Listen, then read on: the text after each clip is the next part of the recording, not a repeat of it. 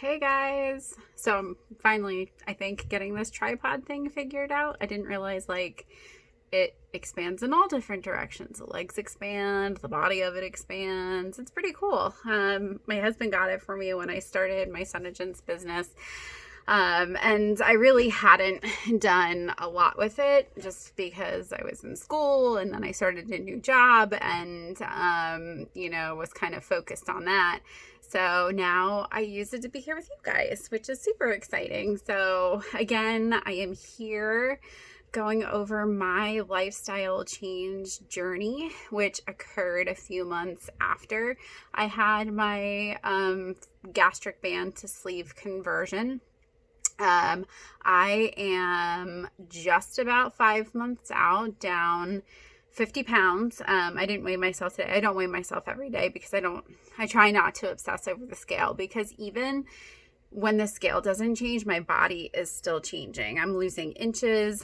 I was in a size 18-20 before surgery, and now I'm in a size 12-14. And that's like a 12-14 jean shorts, stretchy jean shorts, not the jeggings type jean shorts or jeans that I was wearing probably every day for a year, refusing to get into a bigger size.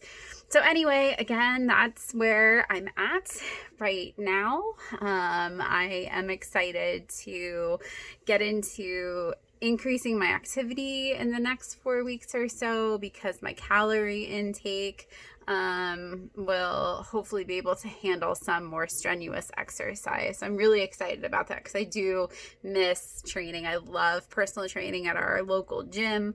It's a great community gym filled with wonderful people. I miss my yoga classes. Those were super fantastic. I would probably spend a good at least 2 hours at the gym, only because it wasn't like I was intensely training the whole time, but I would go into a yoga class, which is, about 40 minutes. And then I would walk on the treadmill until my training session was, because I tried to schedule them back to back. And then I would have my training schedule, which would definitely get my heart rate up. They have that cool MyZone belt that I can wear to track the calorie burn and track my heart rate, make sure that I'm staying in like a good heart rate zone.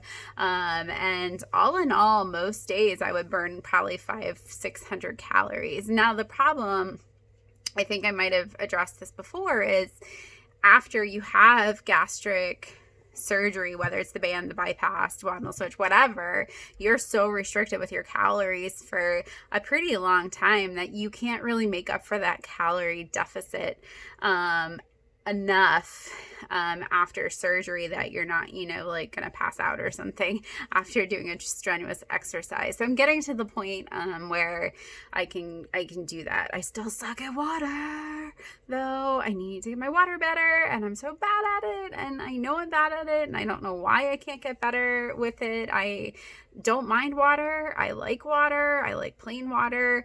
For some reason, if I try to drink it too fast, my stomach just does not feel good. If it's too cold, I get kind of crampy in my belly. So I'm still learning and adjusting. I did get dehydrated with my gastric band. I woke up one morning and felt like I was drunk. I don't even know if I've ever felt like this when I was drunk. I literally could not stand up. No comments from anyone who's ever seen me like that, if I was ever like that. But I literally could not walk. I would get up and fall over. That's how bad it was. It was really bad. So I had to go into the ER because I didn't really know specifically it was dehydration. I thought maybe, I don't know what I thought it was. And they couldn't even get an IV. Now my veins are super tiny to begin with, because most likely due to the chemotherapy I had as a kid, and we'll get into that story another day. But I have super tiny veins, and I'm a really, really hard IV stick, and every IV eventually infiltrates. every time. So anyway, so in my journey in the weight loss challenge, we're on day 4 now. So day 4, so the current day, like legit day today, is day 149, but I'm taking you through my personal journey now that I am recording it.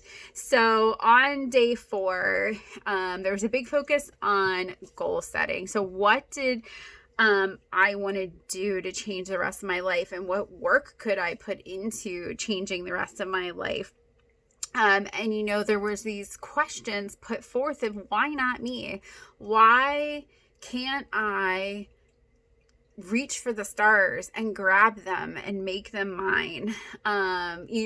Basing my thoughts about going back to school, or thoughts of where I could go with my activities and things that I can do, like, why base all of that on the opinions of others? The last few years I got back into community theater with the Conrad Weiser 76ers. I love you guys. I miss you all so much. And we were supposed to do Into the Woods this year, and my audition 2 years ago for Oliver was horrible. First off, my lungs were so deconditioned from gaining all that weight back, and I thought it was my asthma, but legit it was deconditioning of my lungs from not exercising.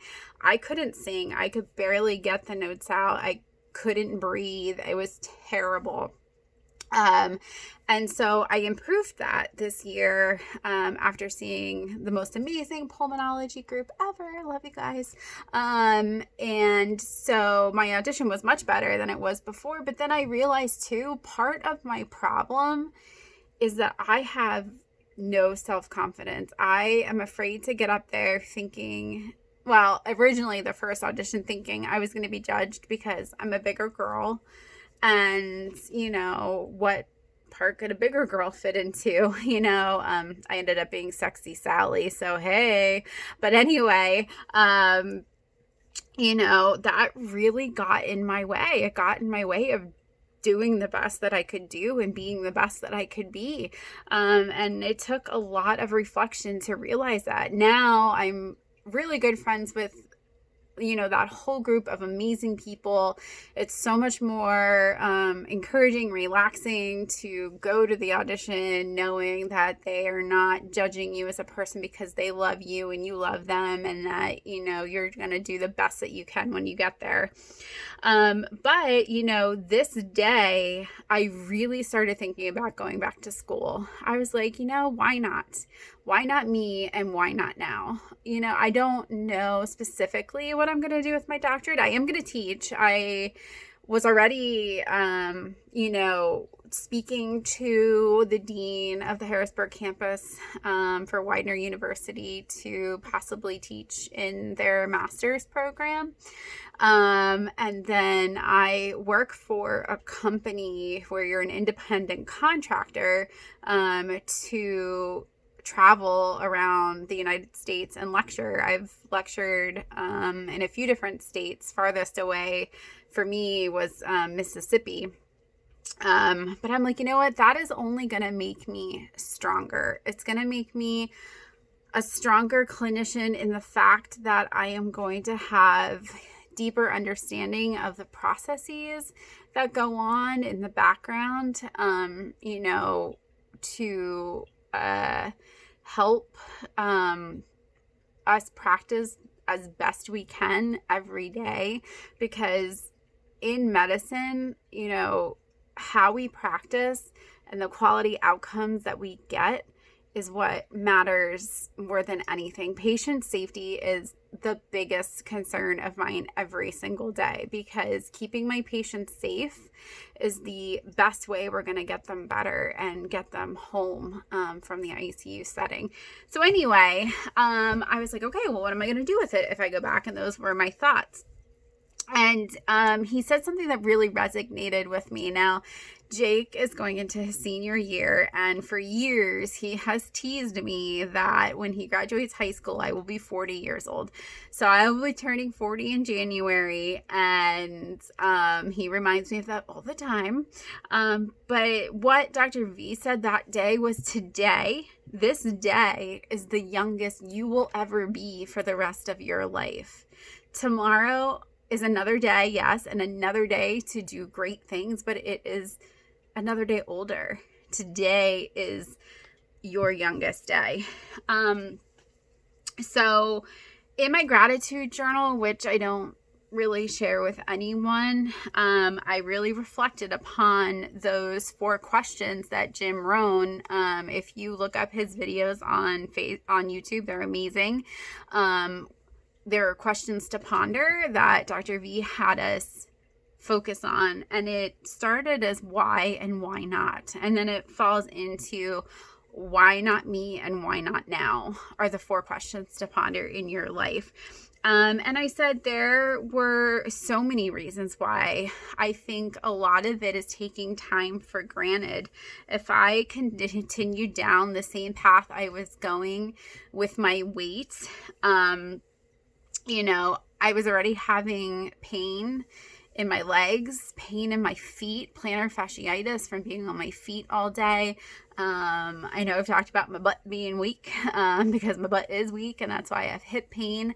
Luckily no real joint pain per se, but that was coming. All that weight on my knees was coming. I'm 5 feet tall, and I was up to almost 250 pounds. And that's scary to me because I know what comes along with that. No, I don't have high blood pressure now. My blood pressure is like 90s, 100s, usually for the most part. No, I don't have diabetes, but I had gestational diabetes. And if you have gestational diabetes, you do have a higher likelihood of developing diabetes sometime in your life. So I didn't have these problems. I actually didn't have sleep apnea either. I was tired. I'm tired all the time, but it's probably my flip-flopping schedule. I did do the home sleep apnea test, and that was negative. But if I didn't start taking care of my body, the time for me would come to an end where I could no longer maintain my health in that state that I was in. And then I would be fraught with pain and disease and more lack of self-confidence. Like so many people, I'm going to cry, so many people in the obesity community deal with. The thought that everywhere you go, someone is looking at you and judging you. If you, go out to eat and you eat a large plate, or you order dessert, or you get an appetizer, like, is someone judging you because you ordered these things and you're a big person, and why should you be eating that? Sorry. So, yeah, that's where I was. And that's why these gratitude journals are so powerful. You write down your thoughts every day about what you're grateful for and why you are where you are and what got you there, because only reflecting on the past is going to make us grateful for where we are today. And, in those thoughts, why else? I lost so much of me. I lost so much of the person I used to be. I used to be super confident in myself. I was not a very good one, but I was a cheerleader in college. I was not very good at it, but whatever. I played softball part of my freshman year into my sophomore year. I was, I know that I am intelligent, and I maintained a 3.8 grade point average through my entire college career, no matter whether I was working full-time, part-time, maybe partying a little more than I should have the first time round. But I used to be so laid back, and I turned into this anxious mess because I just was so stressed out all the time about judging myself and thinking other people were judging me the way that I was judging myself. And I wanted to turn back to that person that people loved. I wanted to turn back to that laid back person. I want to turn back to that fun loving, goofy, crazy, hippie chick that I was, that I'm meant to be. You know, I don't want to turn into this big fat grumpy lady because I feel like that's where I was heading. You know, and in that, it affects everything. It affects your relationships. You're afraid to get too close because you're afraid that, you know, the people you get close to are going to judge you and you're going to lose them. And so again, it was why not, and why not me? I work hard. I worked so hard in school. I have a bachelor's in psychology with a minor in criminal justice and communications because I wanted to be the Clarice Starling of the world. But then I had my beautiful baby angel Jacob, and it changed my path. And I started working at the hospital. I was 21 years old. I was scared to death. But I started working there as a unit secretary, and I fell in love with it. I knew that was what I wanted to do for the rest of my life. I wanted to heal people. I think at 18, 19, 20, I didn't know what I wanted to be when I grew up. I knew I wanted to help people, but I didn't know how. You know, and I love my family dearly. I would do anything for my family. I would do anything for my friends. And I always try to be a good person. Yes, we all get caught up in drama. We all get caught up in, you know, life in general. But, you know, I really, really try to be a good person. And so, you know, I asked, why can't this be my time? And there was really no reason other than me blocking me from being able to do what I wanted to do. You know, the thoughts that I had and the feelings I had could either make me stronger by turning me around or tearing me apart because my fear was holding me back. I just had that ingrained fear of failure. And in the, you know, reflection that day, I did realize I'm very thankful for my family. I'm thankful for the love they give me. I'm thankful for David and the kids who have done nothing but support me, and just be there for me no matter what crazy things I decided to do with school, or projects or traveling and lecturing and, you know, all of the side hustles I've tried to do here and there. You know, I just didn't want to regret anything. So let me see here. I'm going to flip through my little book here. And I'm going to go with this one. So again, this is Now is the Time, 170 Ways to Seize the Moment. I am just loving reading these passages to you. This is such a fabulous little book. Please pick it up on Amazon if you can, because it's so wonderful just to kind of open up and reflect upon what he says. So I will leave you today, hopefully not in tears because I was crying, but to say now is the time to hold on to love. You'll know when it's worth fighting for, when it's lighting your life. When you never feel alone. Savor it, treasure it, and fight as hard as you can to keep it. Again, at the bottom of each page, he has a quote associated with that sentiment that he writes, and this is from Maury Schwartz, who wrote, "The most important thing in life is to learn how to give out love and to let it come in." Have a good night, guys. Thanks. Bye.